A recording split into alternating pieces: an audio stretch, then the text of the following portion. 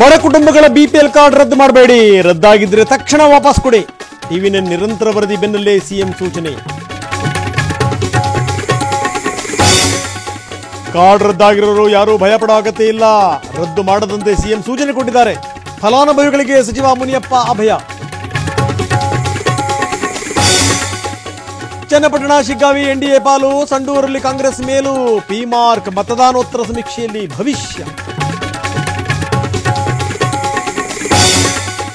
ಮಹಾರಾಷ್ಟ್ರದಲ್ಲಿ ಬಿಜೆಪಿ ಮೈತ್ರಿಗೆ ಗೆಲುವಿನ ಸೂಚನೆ, ಜಾರ್ಖಂಡ್ನಲ್ಲಿ ಅತಂತ್ರ ಸರ್ಕಾರ ಅಂತ ಭವಿಷ್ಯ ನಿಜವಾಗುತ್ತಾ?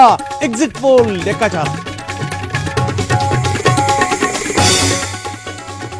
ರಾಜ್ಯಾದ್ಯಂತ ಲೋಕಾಯುಕ್ತ ದಾಳಿ, ಬೆಂಗಳೂರು, ಮೈಸೂರು, ಮಂಡ್ಯ ಸೇರಿದಂತೆ 25 ಕಡೆಗಳಲ್ಲಿ ರೇಡ್. ಭೂವಿಜ್ಞಾನಿ ಕೃಷ್ಣವೇಣಿ ಮನೆಯಲ್ಲೂ ಪರಿಶೀಲನೆ. ಅನಾರೋಗ್ಯ ಕಾರಣಕ್ಕೆ ಮಧ್ಯಂತರ ಜಾಮೀನು, ದರ್ಶನ್ ಸರ್ಜರಿ ಬಗ್ಗೆ ವಕೀಲರಿಂದ ಹೈಕೋರ್ಟ್ಗೆ ಪ್ರತಿಕ್ರಿಯೆ. ಪವಿತ್ರ ಗೌಡ ಭವಿಷ್ಯವು ಇವತ್ತೇ ನಿರ್ಧಾರ. ಜರ್ಮನಿಯಲ್ಲಿ ನ್ಯೂಸ್ 9 ಗ್ಲೋಬಲ್ ಸಮ್ಮಿಟ್, ಜಾಗತಿಕ ಸಮಾವೇಶದಲ್ಲಿ ಪಿಎಂ ಸಿಎಂ ಭಾಷಣ. ದೇಶ ವಿದೇಶದ ಗಣ್ಯಾತಿ ಗಣ್ಯರಿಂದ ಚಿಂತನ ಮಂಥನ.